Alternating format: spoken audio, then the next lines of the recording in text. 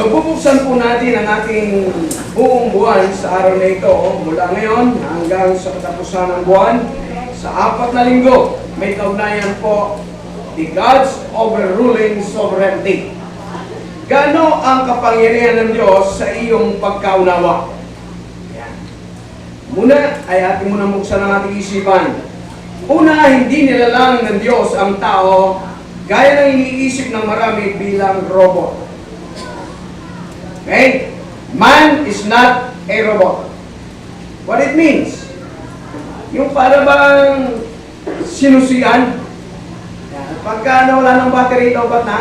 Wala na. Man is not a robot. God created man in His image, in His likeness, at masasabi natin, very important sa harapan ng Diyos kung ano ang tao. At yan ay hindi natin o pwedeng isang tabi lang. Makita natin ang kapangyarihan ng Diyos, unay sa ating pagkalalang sa atin, at matapos noon, hindi rin po ang tao iniwan. Gaya ng iniisip ng marami. Matapos ng lang ito, bahala ka na. Kailanman po ay hindi rin gayon. So, hindi robot, nalalangin ang tao. Hindi rin naman matapos lalangin ay iniwan na. Eh, kasi yung idea ng marami, bahala ka na. Nilalang ka na bahala ka na. Hindi po. Dapat nating makita ang kapangyarihan ng Diyos mula sa paglikha hanggang sa kanyang sustaining power, and even in our generation today, na maaaring sabihin natin na hindi pa mas lamang ang masama kaysa mabuti. Nasaan ang kapangyarihan ng Diyos? Naalala niyo ba na kung saan ay laging merong tinatawag na akusa at mga bagay na pagdududa sa kapangyarihan ng Diyos? Gaya ng sasabi, God didn't exist. Ang reason ng marami, kasi ang sama ng sanlibutan. Laging ganyan ang sa hindi nga nila pagkaunawa, nasasabi nila ang mga bagay nito. Kaya doon nga sa barbero, may nagpagupit. At samantalang nagpapagupit ang isang ministro ng salita ng Diyos, yung barbero ay nagsasalita na para bang minamaliit yung pastor. At sabi nga nung barbero doon sa nagpapagupit na pastor, hindi totoong Diyos. Walang Diyos. God doesn't exist. At dahil lang nga sa tinatawag na di mananampalataya at walang pagkilala, ano pa sasabihin ng pastor? God exists. God is true.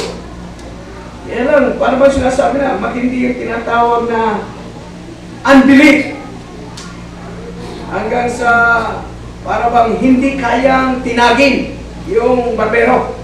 Madalit sabi, matapos makapagpagupit, bayad, at binigyan lang siya ng tinatawag na God really exists, God is true. Hanggang sa paglabas niya, may nakita siya. Napakalago ng buhok. Lago ng buhok. Hipis pa, kung sabagay. At pag tingin ng pastor doon sa lalaking napakalaba ng buhok, inanyayahan pumasok sa loob. At alang sabi ng pastor doon sa barbero, sabi ng pastor, ang mga barbero ay hindi nag-i-exist. Sabi ng barbero, hey naman, I'm a barber. Barbers doesn't exist. Why? Because here's a man with long hair. Ano yung proof? Wala daw. Kaya sabi niya, hindi, eto, nagugupit ako. Ano to, may? Ganon din ang sagot niya tungkol doon sa sinasabi, God doesn't exist. Circumstantial ang tawag ko dyan. Sabi nga, bakit daw hindi nag-i-exist ang Diyos? Ganon din ang sabi ng pastor doon sa barbers doesn't exist. Nangatwiran ng barbers. Eh hindi siya lumalapit sa akin para magpagupit. At ganyan din ang sinabi. Kayo din po, hindi lumalapit ang tao sa Diyos. Kaya sinasabi niya, hindi nariyan ang Diyos, wala ang Diyos. That's what it means. Totoo talaga. Because we believe God exists and man not come to our Christ, nor to God. That's why people don't say God doesn't exist. Lalo na yung bata na nagpapatotoo. It's a small boy. Alam niyo ba na sa lahat ibang kaparaanan ay pinapahayag na may Diyos at may kapangyarihan Diyos. Pero mayroon pa rin mga kung tawagin ay ayaw maniwala. Eh hindi nga natin po pwedeng saklawin.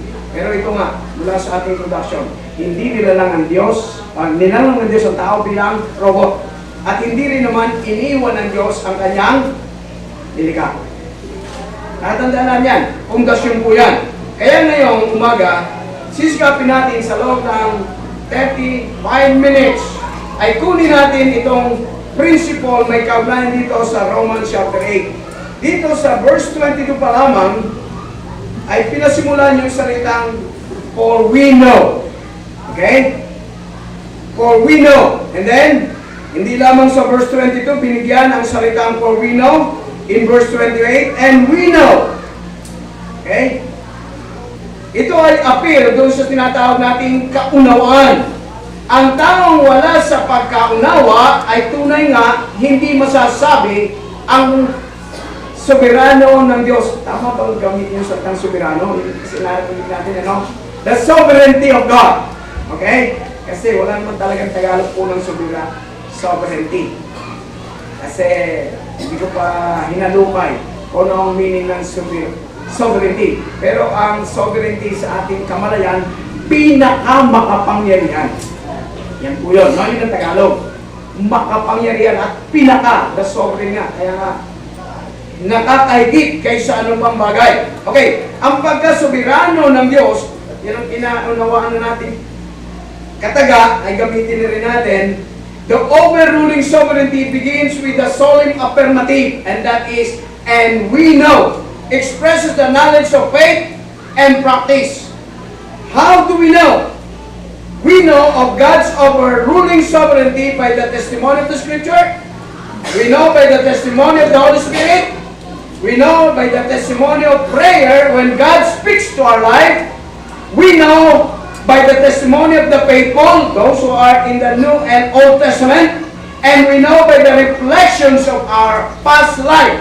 We know that God's overruling sovereignty is working in our lives. Kaya kapag hindi daw natin nakita yung sovereignty of God in our lives, eh huwag mo nang gamitin yung salitang we know.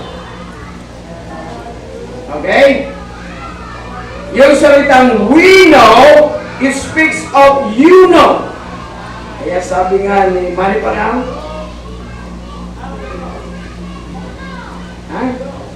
ano sabi ni Manny Pacquiao? Okay, anyway.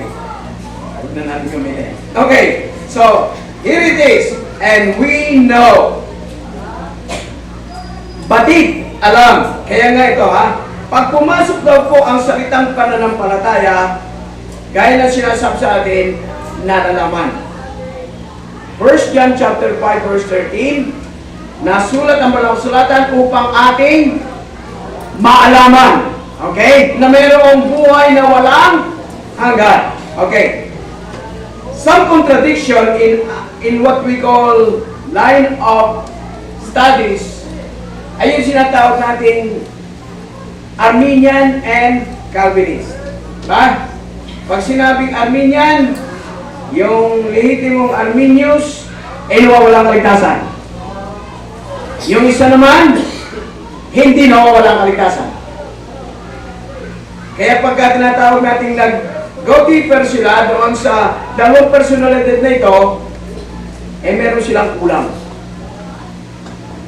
Hindi sapat, no? Yung isa lang bahagi. Okay? Kinakailangan matutunan natin mula sa pagiging Baptist, yan yung magandang category natin eh. Kasi ang Baptist po ay hindi Arminius nor Calvinist. Kaya lang, hindi natin maalis, ilan natin mga kapatiran masyadong na-incline sa Arminians. At meron namang na-incline sobra-sobra kay Calvin.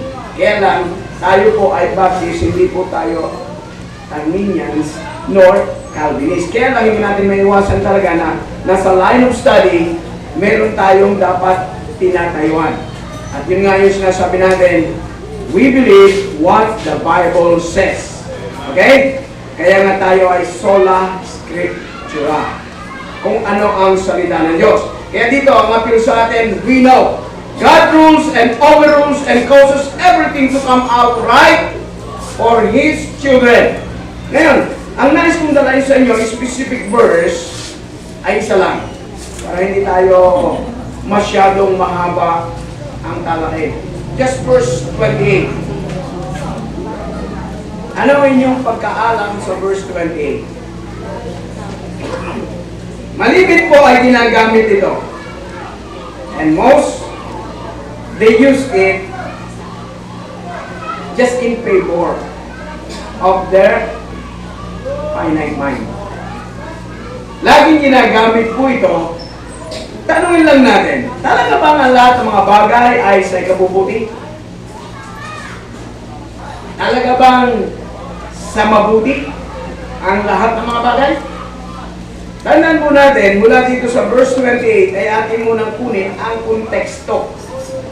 What's the context behind Romans 8:28? Kasi ang Romans 28, as most of the time, you quote this verse. And we know that all things work together for good. Okay? At minsan ay hanggang doon lang. No? Together for good.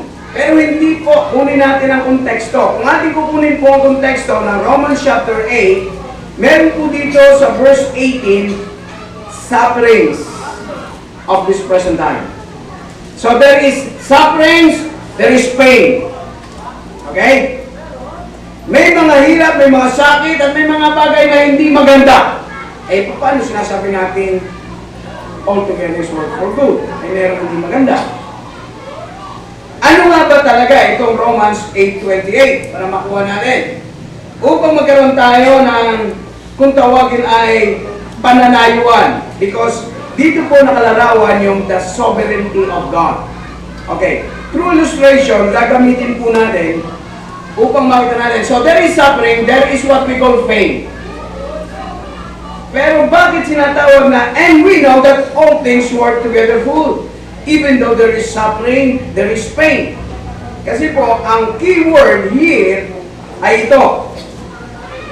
Them that love God, to them who are called according to His purpose. Naroon po ang susi. To them that love God, to them who are called according to His purpose. Okay. Hindi po lahat ay mabuti. Okay? At hindi rin lahat ay sa ikabubuti. Kaya lang, dito po, tinatawag, to them that love God, and to them who are called, according to His purpose, ay totoo talaga sa ikabubuti. Bigyan natin ng illustration. Through example, puntahan muna natin si Joseph of the Old Testament. In the life of Joseph. Ano ang buhay ni Joseph? Joseph, according to the story, Genesis chapter 37, hanggang sa mga susunod na chapters, ay makita natin ang buhay ni Joseph matapos po siya ay isilang kasama ng kanyang ilang mga kapatid. Hindi ho sila iilan. Marami sila. At si Joseph ay hindi ho panganay. Hindi rin sumunod sa panganay. Kundi man pa, siya ay sumundan ng bunso. At ang buhay ni Joseph, ayon sa kasaysayan, ay naging isang ika nga para bang laruan. In the sense of, hindi maganda ang karanasan mula sa kanyang mga kapatid. Kung titingnan natin ang kanyang buhay, para bang siya ay utusan. Ano ba? Batok-batukan. Ano ba? Makaranas siya ng hindi kaya-aya, to make the story short, no? Lahat ng kanyang karanasan, simula noon, lalo-lalo na kapag siya ay nagkukwento tungkol sa kanyang mga panaginip. Ano sabi kay Joseph? Ito ang ating kapatid na mapanaganipin. Yan. At lalo-lalo na pag kinukwento ng kanyang panaginip, ay para bang nakakainis. Bakit? Kasi gaya ng sinasabi nga ng kasaysayan, ano sa palagay mo? Luluhod kami sa'yo? Yan, nasabi ng kanyang mga kapatid. And even yung kanyang parents.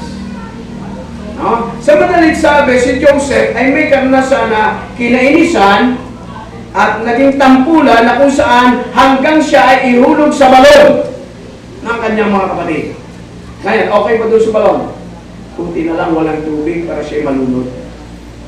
Okay? So, hindi maganda. At gaya ng kasaysayan, hindi nakontento sila na ihulog sa balon na walang tubig, buti na lang. Sabi niya, wala naman tayong pakinabang dito sa ating kapatid na si Joseph, na paborito pa naman ng ating tatay. Yan. Kaya anong ginawa kay Joseph? Ibenta na lang natin para tayo may pagkakitaan. Sa huling sandali, makaliyabang tayo sa batang ito. No? Sa madaling salita, ibinenta nga siya. At nang ibenta siya, okay lang ba yun? Diba? Okay lang ba yun? Maganda ba yun?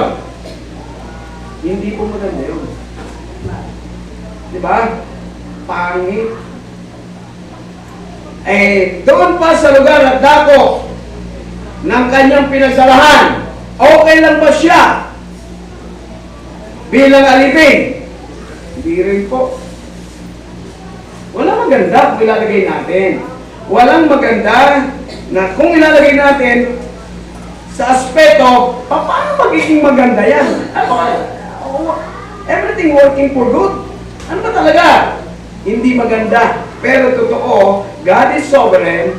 At gaya nga po, pagkat si Joseph ay mayroong Diyos, may pag-ibig sa Diyos, at hindi nawala ang kanyang reputation, ang kanyang integrity.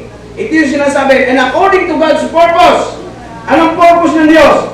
Mapunta talaga siya sa Egypt. Sa anumang kaparaanan, napunta siya bilang isang alipin.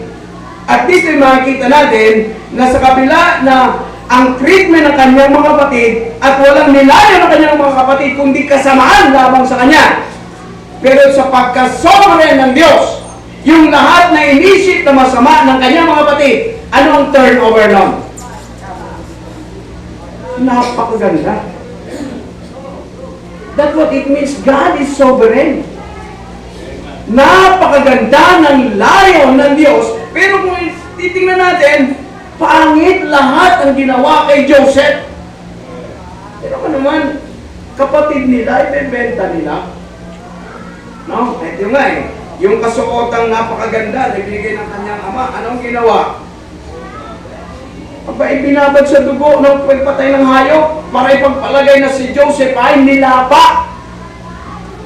Siyempre, kilala ng father yung kasuotan ng representa. Kaya nga lang, wala pa nung soko para maimbestigahan. Wala pang forensic wala pa kasi para maimbestigahan kung dugo mo ba talaga ng tao. So, hindi na tinignan, Pero talagang babad sa dugo. Ibig sabihin, iisip nga na dugo ni Joseph yung nandun sa damit. Saan ka? Dugo talagang hayop, So, hindi na Madaling sabi, naguyo ng kaunti si Jacob at that time, ng mga anak niya. Okay? Ngayon, hindi lahat ay maganda ang nangyayari. At hindi talaga lahat ay maganda. Pero dahilan sa si Joseph ay may pag-ibig sa Diyos at may plano ang Diyos sa kanya. Totoo, gaya ng pagka-sovereign ng Diyos, lahat ng ginawa kay Joseph, maganda. Kaya kapag titingnan natin yung God is sovereign, God is really sovereign. Yung mga bagay pa na hindi maganda, ang kinalabasan, maganda. Nakita nyo? Walang intensyon mga kapatid, kundi siya pahirapan, laitin, hanggang sa ibenta. Pero ang turnover, ang kami, Kaya sabi nga ni Joseph nung siya may pag-iyak na. Bakit? Di ba naroon sa Egypt? At si Joseph, kaya ng plano ng Diyos, maging first, no? Ruler, no? Aside from Pharaoh. Siya yung pinaka. Nang itaas ng Diyos siya ngayon, lahat ng mga karatig bansa, walang ibang pupuntahan kundi Egypt. Para saan? Para sa pagkain. Isipin ninyo, mga neighboring countries, walang ibang pupuntahan kundi Egypt. Bakit? Kasi nandoon ang preservation ng pagkain. Walang ibang pupuntahan. Kaya nung magkaroon ng kagutom, bahagi na po ang kagutom sa lugar at dako ng mga kapatid ni Joseph, ni Jacob, mga anak ni Jacob. Walang ibang pupuntahan kundi Egypt. Sino ang naroon? Joseph. Wow. At doon naroon si Joseph nang magkaroon na ng pagkakataon na i-reveal ni Joseph ang kanyang sarili. Di ba meron siyang pagtangis, may pag-iyak. At yung mga kapatid ni Joseph ay talagang lalong nangaypapa at takot na takot. Di ba? Takot na takot sila. Bakit? Ano nangyari? Kapatid pala natin, gagantihan sa atin. Yan ang nasa isip. Delikado tayo. Kasi lahat ng kawalangan ginawa natin sa kanya, delikado tayo. Pero hindi po eh. Gaya ng sinabi ni Joseph na napakagandang kataga, yung ginawa niyong masama sa akin, yun ang maganda, ay ginawa ng Diyos na mas mabuti. God's sovereignty. Isipin niyo, totoo talaga, kaya takot yung mga kapatid lahat ni Joseph. Kasi lahat ng ginawa, bukod lamang, ang hindi lang gumawa ng masama doon ay sino? Yung bunso, si Benjamin, siyempre, wala pang alam. No? Pero pinakamamahal naman ni Joseph, si Benjamin, yung kanyang kapatid kay Rachel. No? Kaya gusto niyang mapapunta doon eh. No? Pero the rest, wala. Lahat ay gumawa ng kawalang-hayaan sa kanya. Pero ganun pa man sa biyaya ng Diyos, yung mga bagay na di mabuti, ginawang mabuti. Kaya kayo, pagka kayo gagamit ng verse na ito, make sure you love God and you're in the purpose of God. Kasi hindi po lahat ay mabuti. Kaya ganyan siya sa, and we know. Okay? Kaya pag sinasabing, alam mo na nasa pag-ibig ka ng Diyos at ang pag-ibig ng Diyos ay nasa iyo at nasa plano ka ng Diyos, then you can claim this verse. Kasi yung iba sa and all things work together for good. Kahit kumuha ka ng kawalang-yaan, gaya ng dapat na sinabi ng Biblia, kung ano ang iyong ginawa, siya din gagawin sa iyo. Tapos sabi mo, all things work together for good. You are out of context. No? Kaya dito po, dapat natin makita yung purpose at yung pag-ibig ng Diyos. Kaya ito po ay dapat kiniklaim nung may pag-ibig sa Diyos at alam niya na nasa plano siya ng Diyos. Kasi kung out of the will of God, out of the purpose of God, don't claim this. Nagkakamali ka. Kaya dapat ay makita natin dito ang katotohanan ng pagiging sovereign God. Working together for good. Meron ng isang isang pamilya. A mother with a brain-injured child. Pag sinabing brain-injured child, okay ba ang brain-injured child? Sabi nga natin, gaya ng kasaysayan, sabi dito, we would have called our daughters, babae, handicap, the greatest tragedy of our lives. Yun, ang dumating daw. Biggest tragedy in their lives. Pero saan ka? Ito ang pagpapatuloy ng babae. If it were not for the fact that through it, we came to know the Lord much better. Okay, ito ha. Hindi natin itinadown ang may mga anak na handicap o may mga kung tawagin ay kapintasan. Pero sabi nga, nakikita ng parents na ito na may takot sa Diyos, may pag-ibig ng Diyos at nasa plan Diyos, natatanggap nila ito sa dahilan na sinasabi, this can be expressed, our experience with normal mental development, yet the condition made us understand just a bit of how our dear Savior must feel when His children do not mature spiritually. Ang ibig sabihin, dito pinakikita na hindi rin man natutuwa ang Diyos sa mga bagay na immature na Kristyano. Kasi di ba, hindi natin may alis. Meron kang tinanong merong handicap na parents sinanong, kala ko ba'y maka-Diyos ka? Kala ko ba'y totoo ang Diyos nyo? Eh bakit kami anak na Mongoloid? Kung kayo kaya ang tanongin nun, halimbawa may anak kang Mongoloid, at sasabihin ko ay faithful sa Diyos, naglilingkod sa Diyos, what will be your answer?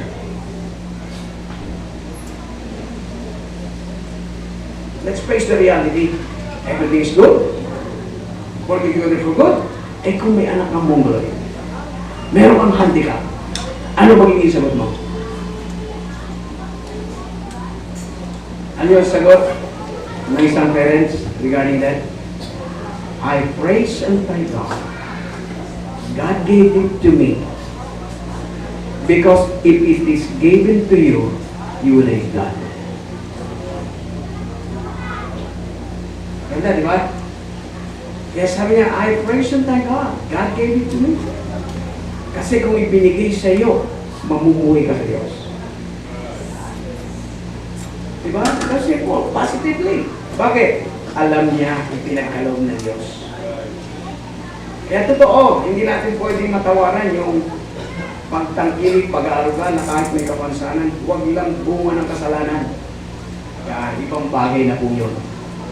Bunga ng hindi bagay na kalooban ng Diyos. So the general contextual background of the things has been sufferings and weakness. We have learned that the difficulties, the afflictions of life are comparatively insignificant. Bakit? Sinabi din po dito sa Romans, yung mga bagay na iahayag ng Diyos, hindi po maikukumpara. Yung mga bagay na tiisin, hirap, sakit lang dito, hindi mo maikukumpara sa kalwalati ang iahayag ng Diyos. Kaya dapat nating makita yung God's working for good. Bagaman totoo, hindi lahat ay mabuti ang ginagawa. Pero God meant it for good. Paano natin makasabing lahat ng ito ay for good? Kaya sinasabi natin, it is only for those who love God and those who are called for His purpose. Sa kanyang layunin. Okay, experientially, do you have any experience that you mean it for good? Kasi baka tayo sabi lang dito ng sabi, pero we are only in a theoretical word. Do you have any experience that you will say, praise be to God, I mean it for good? Kasi po, napakaganda na dapat natin ilagay sa ating sarili. Kasi bilang mga Kristyano po, ipinakikita sa atin ang Panginoon hindi lang by theory, yung salita ito. Ipinakikita yan ng Panginoon through your experience. Minimal lang, maliit na bagay. Dumating ako sa punto na minsan, pagka tayo nagmumotor, maganda bang ikay maplatan? Sabi natin, kasi ka, pagka kinaplatan along the road, along the highway, what's the good for that?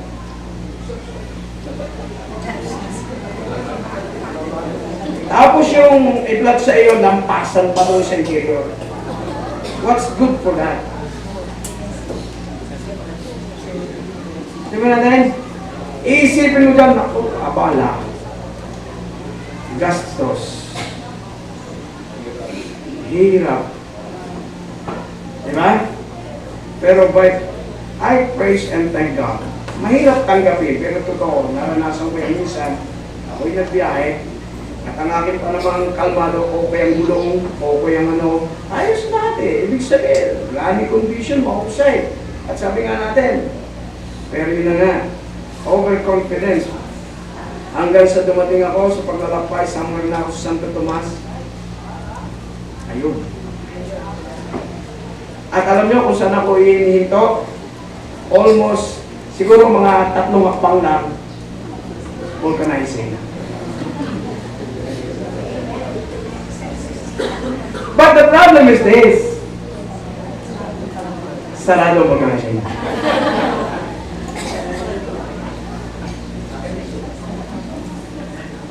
Di ba? Pero nagpagandang loob, kahit sarado, sige po, bombahan nyo ng kaunti. Baka gusto nyo ano. So, hindi ko naman inalam, binumbahan ko talaga ng kaunti. So, madalit sabi, tumakbo ako ng mga, siguro mga 2 poste. But the worst come to worst. Bakit? Supposed to be dapat pala, akin ang tinignan kung ano ang damage at hindi ko binumbahan at lalong luto. Bakit?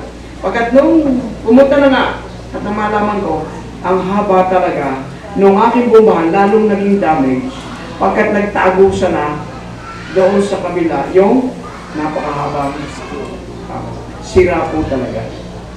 Come to worst. Ngayon sabi natin, what's good for that? What a worse! But praise be to God, nakabot po ako kay Pastor Val. Kay Pastor Val, Marqueses. Naabot ko siya doon. May story short, nangingi ako ng tulong. Pinulungan ako. Nagkakwentuhan pa kami. Hanggang sa mahaba na rin ang oras. So tinanggal at dinala pa ng malayo. Nakakas ako sa motor niya at dinala namin yung gulong. Okay? To make the story short, doon sa vulcanizing, wala pa rin interior. Pipili pa ng bayan. Ano maganda doon? Sa madalit sabi, wala maganda! Pero alam niyo ba, by the grace of God, meron talagang maganda. Here it comes now, the good things. Yun pong vulcanizer na nagbo-vulcanize. Samantalang si Pastor Val, umubili ngayon ng interior ko, winitnessan ko. At tamalit salita po, tumanggap sa Panginoon. Yun ang good. Okay lang ako ay nagastusan. Okay lang ako'y nabala. Okay lang ako'y naplatan. Bakit? May magandang ginawa ko ng Diyos. Ay kung tutuusin, sakit, pulsa, ang hirap. Diba? Pero may mabuti. Yun yung dapat nating makita. Maaaring hindi lahat ang makikita mo yung maganda. Pero pag iyong tinignan, may maganda. This is what God does. He takes all the undesirable stresses in our lives, mix them together, puts them under the heat of crisis, and produces good. Oh, ito. Sa pang-illustration. Sa mga bakers sa atin. Maaaring magaling kayong mag-bake o anong bagay. Yung gumagawa ng tinapay o gumagawa ng cake. Eto, may isang bata na lumapit sa gumagawa ng cake. Ang ginawa ng bata, tinikman lahat ng ingredients. Sabi na, ang pait. Vanilla, ano pa, baking powder. Sabi na, ang pait, ano ba ito? Kuya na lang sa asukan. Okay? So lahat ay mapait. Kung may story siya, hindi kaya ang mga ingredients. Kaya lang, noong maging cake na, nagulat siya. Sarap. Simple illustration. Mga bagay na hindi magaganda, hindi masarap, pero maluto na, wow. Diba? Dumaan lang sa crisis, dumaan lang sa oven, minix na maraigi, mamaya masarap na. Minsan ang ating buhay, kailangan dumaan din sa crisis para makita natin yung good result. This is what God does. No? All things work together for good. At totoong good, kapag tayo ay nasa plano ng Diyos, His purpose in our life, ayan, even though we look bad, remember God is good. Look beyond your immediate circumstances and trust God. In His time, it will bring about His good. Walang hindi mabuti kapag nakita natin yung kapangyarihan ng Diyos. That's why we can say, thank God for the fight. Another illustration. Noong sila po ay nasa fishing fleet at nagkaroon po ng malakas na storm at halos marami na ho ang nangawawalang mga sasakyan pandagat. Samantalang yung pong mga nanay, mga mahal sa buhay, nagpunta na noong pantalan. Because of the storm, kaya wala maraming mga sasakyan pang mga pangisda at nagpunta sa pantalan at sabi ka, what happened to our loved ones, to our families? Hanggang sa doon mo sa iniwan, na sila yung kubo. Ano kaya magandang nangyari? Yung mga mahal sa buhay, nagkamawala na doon sa dagat. Nung pumunta sa pantalan, nasunog naman yung kubo. Ano maganda ngayon doon? Ito na po ang maganda. Nang dumating po yung mga mangingisda, yung ginang na nandun sa pantalan ay may pagluha at sinabi, yung ating barong-barong na sila. Ang sabi ng asawa, praise be to God because of that fire. We come to this place. Pagkat nagkangawala na sila. Ako yung good doon, save yung mga mangingisda.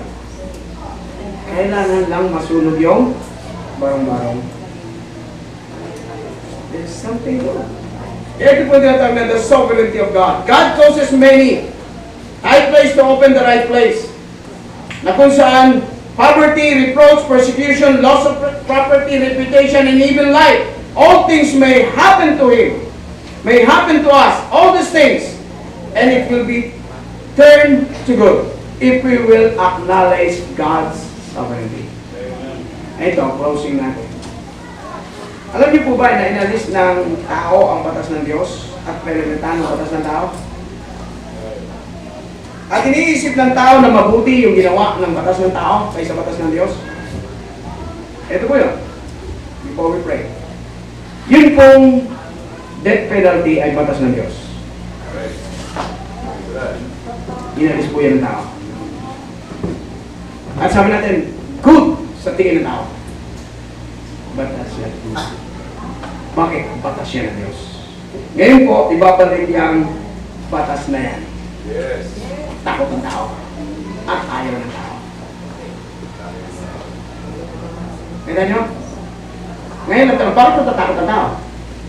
Kasi sila yung gumagawa. Kaya sila takot. Kayo, na hindi gumagawa niyan, kayo yung natatakot? Wala kayo dapat natatakot. Nakuha niyo ako? Kundi dapat umayon kayo pagkat ibabalik lang yung batas ng Diyos. Kasi yung iba takot, bakit kang tatakot? Wala kang dapat ikatakot. Ay, batas yan ng Diyos. Dapat umayon ka pa.